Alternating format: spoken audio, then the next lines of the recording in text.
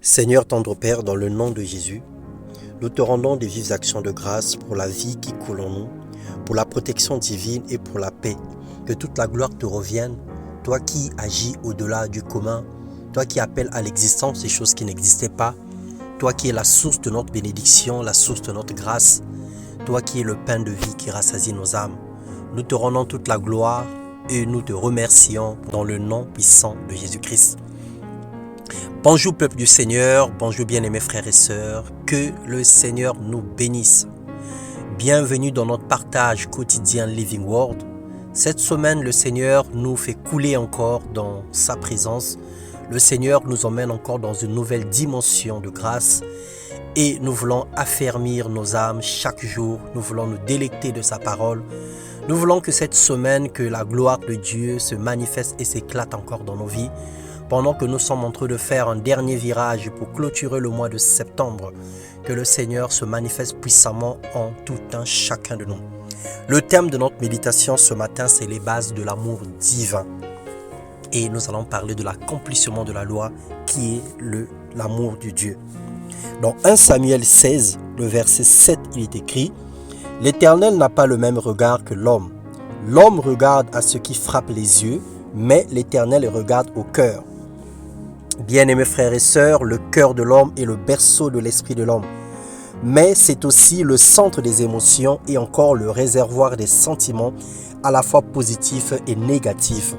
Dans le cœur de l'homme se trouvent tous les sentiments, à la fois bons et mauvais. Si le Seigneur pouvait permettre que nous puissions avoir des microscopes sous nos yeux pour voir ce qui se passerait ou ce qui se passe dans chaque cœur, bien-aimés, nous serions tous ébahis de constater ce qui se trame, ce qui se passe, les pensées que chacun mijote à l'intérieur de lui, les sentiments que chacun garde à l'intérieur de lui, à la fois le rejet, la haine, l'amour, la bonté, la bienveillance, à la fois des bons projets, à la fois des mauvais desseins conçus dans le but de nuire ou dans le but même de faire du bien. C'est ainsi que Dieu a lieu de plonger le regard dans la tête. Il préfère regarder au cœur. Dieu n'a pas eu besoin de regarder dans la tête de l'homme. Dieu a préféré regarder dans le cœur parce que c'est là que se trouvent des sentiments auxquels il s'intéresse. Le véritable amour divin est fondé sur les bases inconditionnelles et inestimables. Et quand je distribuerai tous mes biens, dit la parole de Dieu, pour la nourriture des pauvres, quand je livrerai même mon corps pour être brûlé, si je n'ai pas l'amour, cela ne me sert à rien. 1 Corinthiens 13, le verset 4 à 13.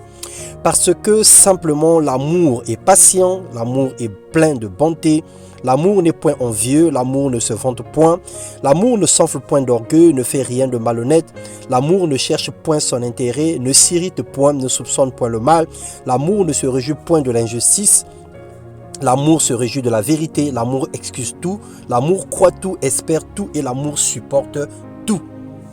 Qui nous séparera de l'amour de Dieu, disait l'apôtre Paul dans le livre de Romains. Serait-ce la tribulation ou l'angoisse, ou la persécution ou la faim, ou la nudité ou le péril, ou l'épée? L'amour véritable ne meurt pas, il bannit la crainte. L'amour parfait bannit la crainte. Et donc lorsque nous avons l'amour de Dieu dans nos cœurs, nous devons expérimenter les points précités tout à l'heure. Lorsque nous avons l'amour de Dieu, lorsque nous aimons Dieu, ou lorsque notre cœur est circoncis de l'amour de Dieu, alors ces choses doivent être visibles dans notre vie. Nous avons dit toute cette semaine que la preuve véritable de l'amour de Dieu consiste à respecter ses commandements, ensuite à prendre soin de notre vie, de notre âme, et après à aimer notre prochain comme nous-mêmes. Et lorsque ces trois choses sont enracinées dans nos cœurs, sont enracinées dans notre vie, nous allons expérimenter l'amour inconditionnel de Dieu. Nous allons vivre comme si nous étions des dieux sur la terre. Parce qu'en vérité, le Seigneur vit dans nos cœurs. Il a rempli nos cœurs de l'amour par le Saint-Esprit. Et il nous convainc tous les jours de pouvoir aimer nos prochains, de pouvoir faire le bien. Le Seigneur nous emmène dans une dimension de l'amour inconditionnel, dans une dimension de l'amour divin. Le Seigneur aimerait que nous puissions aimer nos prochains, que nous puissions aimer nos vies et en plus, nous puissions respecter ses commandements. Le monde est en péril. Le monde actuel est en train de partir dans une décadence pas possible. Et le Seigneur voudrait restaurer les vies au travers de la manifestation de l'amour que nous avons les uns pour les autres. Que le Seigneur touche toi qui écoutes ce message. Que le Seigneur nettoie ton cœur de tout sentiment négatif. Que le Seigneur te bénisse et qu'il enlève tout rejet, tout ressentiment. Qu'il enlève toute haine, qu'il enlève toute mauvaise expérience. Que le Seigneur ôte de ton cœur toute pensée négative. Tout ce qui ne vient pas de lui, que le Seigneur puisse ôter de ton cœur dans le nom de Jésus-Christ. Nous voulons vivre une vie nouvelle avec le Seigneur et nous voulons répandre autour de nous l'amour véritable. Que la gloire de Dieu environne nos vies et que sa grâce nous accompagne tous les jours jusqu'à son avènement dans le nom puissant de Jésus-Christ. Amen.